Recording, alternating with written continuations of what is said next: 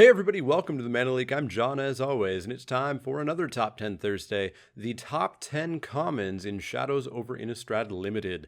These, of course, will be my personal Top 10 Commons, the Top 10 Commons that I generally wouldn't feel too bad first picking. Some of them, if the pack was weaker, I would first pick them. Others I would first pick, sometimes against even an okay rare. But yeah, these are my personal Top 10 Commons in Shadows Limited. Let me know what yours are down below. Without further ado, we're going to get right on into number 10. Number 10 is Solitary Hunter, a very, very vanilla, plain creature. There's not much going on here. It's a 3/4 for 4, which is fine. You'd play one of those if you had to.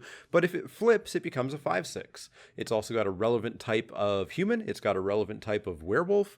It just is solid. It's fine. This is probably one of the cards that I would feel the worst about first picking. It would have to be a really bad pack, but I will always play Solitary Hunters, and I'll pick them relatively highly. So number 10, Solitary Hunter. Up next at number 9, we have Just the Wind, or as I call it, this is, spoiler alert, the only blue card to make the list. Sleep Paralysis Stitched Mangler just barely missed out.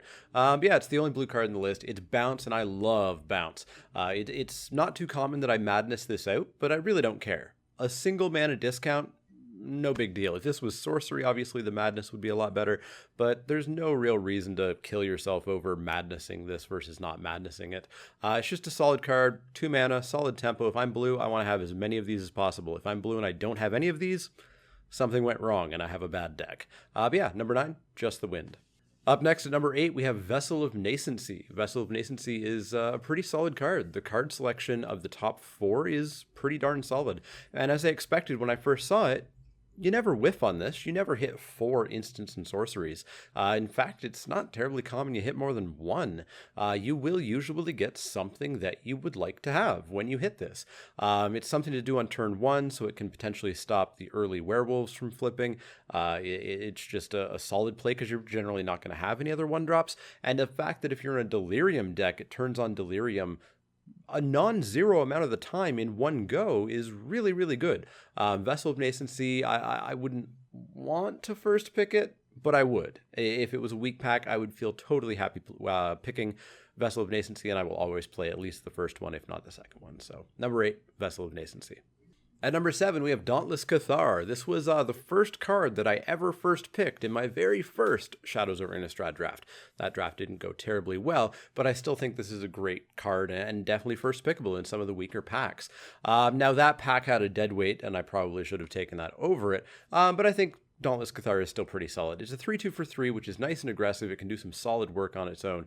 In addition, your opponent doesn't want to kill it because the spirit's going to come back. They really don't want to use removal on it because you just get a creature back anyways. And unless they have more removal to deal with a 1/1, it's arguably going to be even worse for them. So it's just a solid card, solid all-around creature, one of the better white commons. Number 7, Dauntless Cathar. Up next at number 6, we have Byway Courier, another green card. Green might be the best color in the format, and that's really because of the strength of its commons. It has so many really good common cards.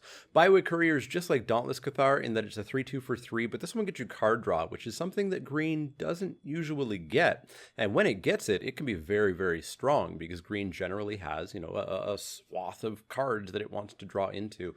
In addition, being human makes this relevant in even more decks than it would have been otherwise. Solid pickup. I'd be happy first picking this if my rares and uncommons were pretty bad. Number 6, Byway Courier. Up next at number 5, we have Murderous Compulsion. This one I've waffled on a whole lot. It's not amazing, but it's also not bad, and it does fall a little bit more towards the amazing side of things. It's sorcery speed, and it requires your opponent's creatures to be tapped, which means they probably attacked you, which is bad. It can just be a dead card. I've played this against Always Watching, which feels very bad when everything on their side has vigilance. It's still fine, and it's still a first pick in a relatively bad pack. Obviously, if you have on-command discard outlet, like Call the Bloodline or Ravenous Bloodseeker, and you can get this during your opponent's attack step, then it becomes a lot better. It's still totally fine, and it is still first pickable in some weak packs. Not the best black common, but probably the second best. So, number 5, Murderous Compulsion. Up next at number 4, we have Deadweight, a card that I mentioned I probably should have first picked over a Dauntless Cathar. This is the other black removal. Deadweight only hits X2s and X1s for lethal, but that's still a ton of relevant creatures in the format. In addition, you can do this in tandem with some combat damage or some burn damage to kill off a bigger threat, or just simply make a bigger threat a smaller non-threat. It's super useful. It's extremely low cost at a single black mana. Like the first time around, Deadweight is still very solid in Shadows of Innistrad. I will take as many of these as I can. Number 4, Deadweight. Up next at number 3, we have the 4th green card on this list. We have Rabid Bite. Rabid Bite is a one-sided fight that's just fantastic. It's easier to cast than Fall the Hammer was, which was the same card in red in Born of the Gods, I want to say. It might have been Journey into Nyx. But it loses instant speed, which Fall the Hammer had. But that's totally okay. For being 1 and a green, you're in green, so you're already going to have slightly bigger than normal creatures, and more importantly, you're simply going to have creatures, which means you are going to have things to target with this to kill off their creatures. This is a solid first pick, easily one of the best commons in the set, the best green common by far. Number 3, Rabid Bite. At number 2, we have Angelic Purge. What's better than removing a creature of defined toughness? Well, how about any creature, as long as it doesn't have hexproof, I suppose. Angelic Purge is just amazing. When it first came out, when it was first revealed, people were in 2 very disparate camps. Some people said it was the best removal in the set. Other people said it was stone unplayable. There's no way you would ever want to sacrifice a creature or a land to kill something. Well, they were wrong. They were very wrong. The number of times that I can think of where I wanted to cast Angelic Purge, but I did not want to sacrifice a land or a creature is 0. There's never a time where I wouldn't trade a land to kill their biggest threat, to kill the thing that is going to kill me.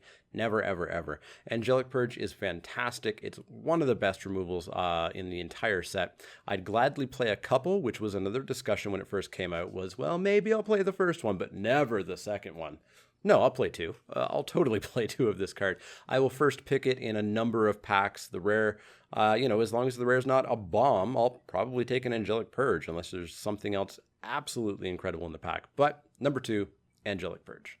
Finally, at number 1, no surprises here. It's Fiery Temper. Turns out Lightning Bolt is great. Turns out Lightning Bolt for 3 mana is still pretty darn good. Obviously, this is significantly better if you do cast it for 1, but casting this for 3, that's not too bad either. It's going to kill most things in the format. X4 isn't terribly common. Neither is X5 or X6 or X7.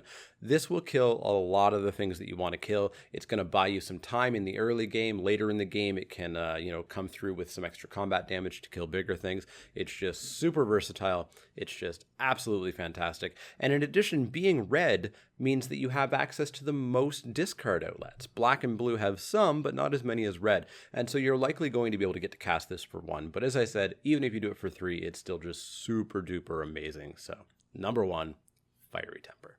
So that's going to wrap it up for the top 10 commons in Shadows over Innistrad Limited. Definitely let me know which ones I missed, which ones you thought should have been in a different order, all in the comments down below. But as always, if you have any questions, comments, or suggestions, you can find me on Twitter at The Mana Leak. That's L-E-E-K, like the vegetable, not the card. You can also find me on Facebook at facebook.com/The Mana Leak and Twitch at twitch.tv/The Mana Leak. You've found me here on YouTube. Make use of that comment section down below. As well, if you enjoy my videos, click that thumbs up icon, click that subscribe button so that you can keep on top of all the latest videos as they get posted. And as always, if you have any questions, comments, or suggestions, let me know. Otherwise, see y'all next time.